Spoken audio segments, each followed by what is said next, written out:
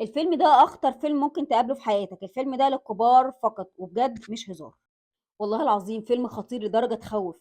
فيلم بيخليك تقول الحمد لله على النعمة، الحمد لله على الوضع اللي انا فيه، الحمد لله على الصحة، الحمد لله على شكلي. حتى لو انا بقى عندي 60 سنة او عندي 50 سنة او بقى عندي 80 سنة، انا كده شكلي كويس جدا.